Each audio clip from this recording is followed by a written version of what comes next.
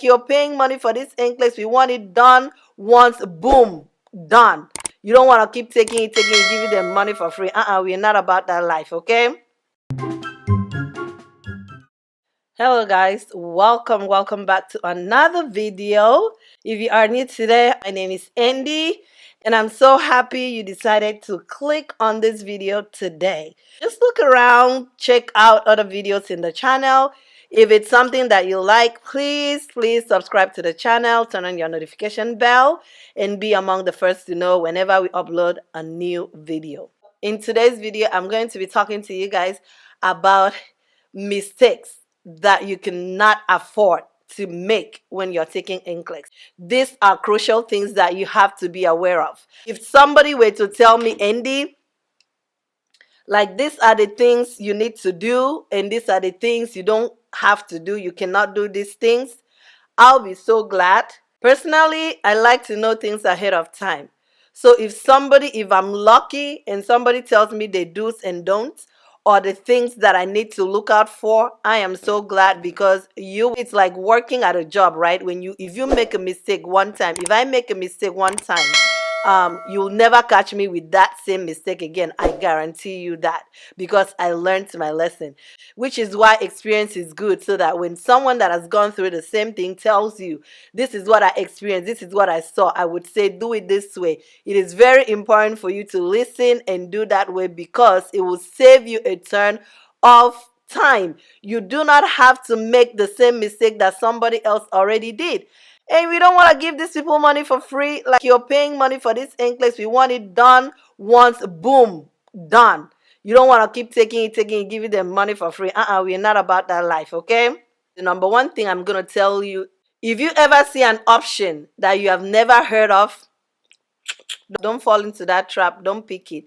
If you've never heard of this option before, because they can make up stuff and put it there for you, if you've never heard of it before, then you should probably not take it, because there's a high chance, there's a high probability, a high possibility that that's not the right answer. If you see an option, if you see a word, or if you see a diagnosis that you have never heard of before throughout your entire nursing school, you finish nursing school, you never heard of this, do not pick it.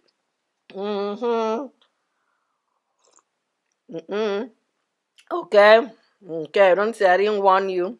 Number two, if you see keywords like severe, acute, when it relates to something, say for example, UTI, okay, make sure that you choose an answer that will solve that problem. Whenever you hear the word severe, acute, what is the answer among the options that you have that is going to solve the problem that that person has, that is going to solve the problem of that severe issue, of that acute issue? That is the answer for you. Number three, don't you ever pick an answer that is going to shift work to somebody else. Don't shift responsibilities to somebody else. Look for an alternative that you can do. What can you as a nurse do to solve that problem before shifting the responsibility to someone, even if it's a doctor? Always make sure you look for an answer that you can solve first before you can shift the responsibility. Do not go to shifting responsibility to someone else first. Let's say, for example, your nursing assistant comes and tells you, oh, the patient in room 3 is having shortness of breath. Do not call the doctor and say the patient in room 3 is having shortness of breath.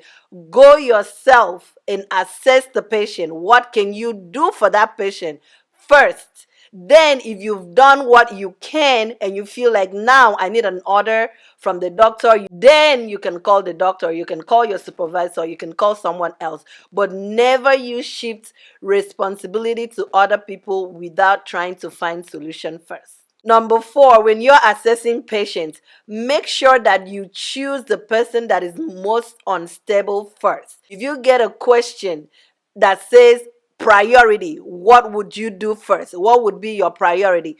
Make sure you pick an answer with the most unstable patient. For example, someone that is maybe is likely to die, or somebody that maybe is likely to suffer more injury if you do not intervene. Go for the unstable patients first before you go for your stable ones, because the stable ones, they're going to be okay. It's not an emergency, but this one requires your attention right now. So you take care of them, get them stable before you move on to the next one. So when you get a question, make sure you deal with the unstable patient first before going to the stable ones. Okay. Number 5. Let me sip my coffee for this one. Never ignore a family member's complaint. This is a really big deal in US. When a family member complains about something, make sure that you address that complaint. You never ever want to ignore a family member's complaint. When they ask a question, okay, find the best answer that can address their question. Now, if it's something that is now of a higher level, okay, that requires a higher authority, you can address whatever you can to your capability, to your scope that is at the level of your scope of practice. And then when you finish, you can now, refer them to your supervisor, or you can send a message, or let your supervisor know what's going on. But you never ever want to ignore. You want to listen to them. You want to address as much as you can before. Make sure that they are okay. Not just ignoring. Make sure that they understand that you heard them and you addressed it. Or if it's not something you can address, that you're gonna make sure that their issue is gonna get to the right person. Let them have that understanding before they walk away from you. Very important. Number 6, if you have a question about restraints, remember this. Putting a patient in restraints is always the last option. Don't let them trick you. If they say this patient is very violent, you want to try one-on-one. Get a carer to sit with that patient one-on-one. Let's say, for example, the patient is very rowdy. Before you tie that patient down, make sure that you've done other things like the one-on-one. Okay, restraint. Listen to me. Restraint is always the last option. Exhaust all other options that you have before choosing restraint.